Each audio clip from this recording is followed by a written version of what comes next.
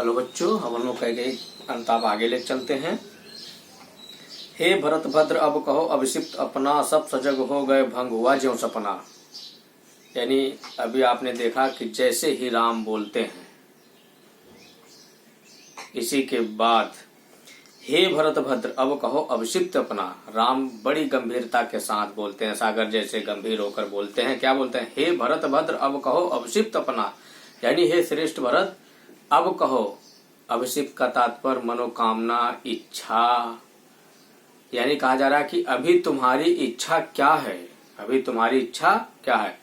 इनका कहने का तात्पर्य है कि अभी तुमको राज्य मिल ही चुका है, अभी तुम्हारी और इच्छा शेष क्या है। क्योंकि जब अयोध्या से वन में चले गए तो शंका इनको हो गई कि अभी इनकी शायद कोई और इच्छा भी है। सब सजग हो गए भंग हुआ जो सपना। ऐसा सब लोग अचानक से आश्चर्य में देखने लगते हैं कि जैसे स्वप्न देख रहे हो कि ये राम ने क्या बोला। हे आर्य रहा क्या भरत अभिषिक्त, अब भी मिल गया अटंकर राज्य उसे जब तब भी। यानी फिर अब भरत बोलते हैं। अभी राम ने पूछा कि हे भरत श्रेष्ठ, अभी आपको और क्या इच्छा है, अब तो आपको राज्य मिल गया है। लेकिन बड़ी गंभीरता से बोलते हैं और सभी लोग वहां जितने बैठे हैं आश्चर्य उन्हें देखने लगते हैं। तभी भरत बोल देते हैं हे आर्य, यानी हे श्रेष्ठ, हे बड़े भ्राता राम, रहा क्या भरत अभिषिक्त अब भी यानी अभी भी भरत के पास कोई इच्छा रह गई है। मिल गया अकंटक राज्य उसे जब तब भी, बिना रोक टोक के ही मुझे राज्य मिल गया है, तब भी अभी क्या मेरी इच्छा है। अरे मेरे भैया श्रेष्ठ बड़े भ्राता, अब मेरी कोई इच्छा नहीं है। पाया तुमने तरु तरे अरण्य बसेरा, यानी कहा जा रहा है कि आपका बसेरा इस बगीचे में, पेड़ों के नीचे और पत्तों की कुटिया में आपका बसेरा हुआ है।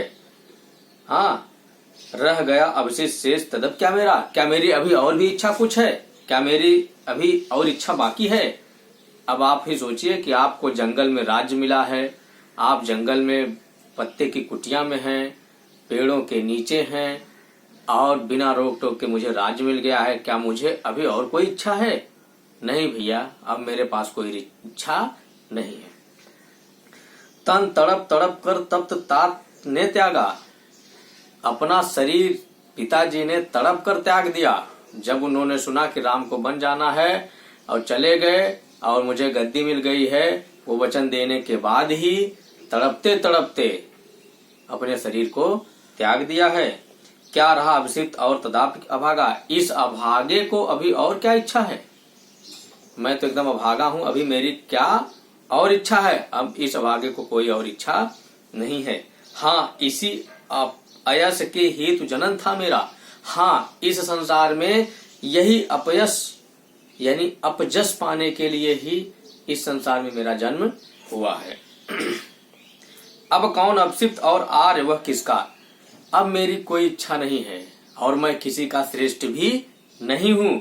यह संसार मेरे लिए अब कुछ नहीं रह गया। अब मैं किसी का बड़ा भाई और श्रेष्ठ नहीं, और न तो मेरी कोई और इच्छा शेष रह गई है। संसार नष्ट है भ्रष्ट हुआ घर जिसका, मेरे लिए तो मेरा संसार नष्ट हो गया जब मेरा घर ही भ्रष्ट हो गया। मेरी माँ ने ऐसा कर्म किया कि मेरा घर भ्रष्ट हुआ, इसलिए यह संसार मेरे लिए नष्ट हो गया, यानी समाप्त हो गया।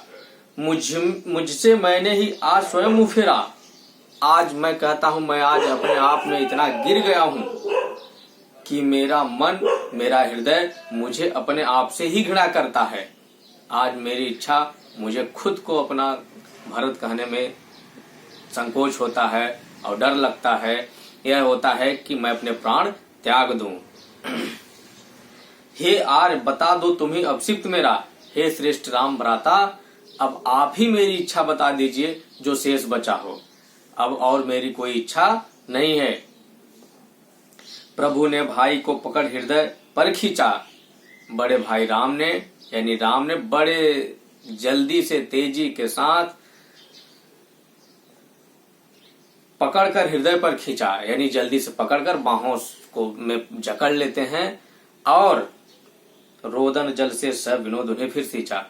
बड़े प्रसन्नता के साथ रोने लगते हैं, खुश होकर रोते हैं सब विनोद।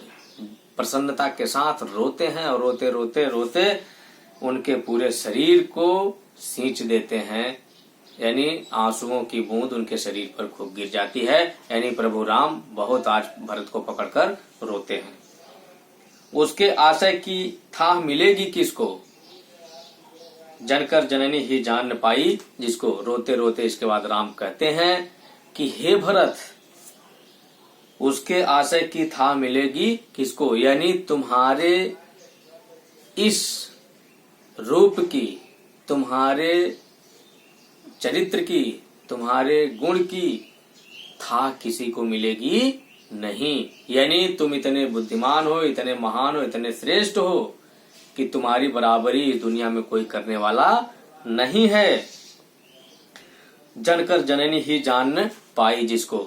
जब तुम्हें जन्म देने वाली तुम्हारी माँ ही तुमको नहीं पहचान पाई तो इस संसार में तुम्हें और कोई जान नहीं सकता, यानी पहचान नहीं सकता कि तुम क्या हो, कितने महान हो, कितने श्रेष्ठ हो। दुनिया तुम्हारी जयकार करेगी, हे मेरे प्रिय भरत। और ऐसा राम उनको पकड़कर गले से लगाकर रोने लगते हैं और यही कहते कहते खूब रोते हैं, जिससे उनकी शरीर पूरी भीग जाती है आंसुओं से। अब आगे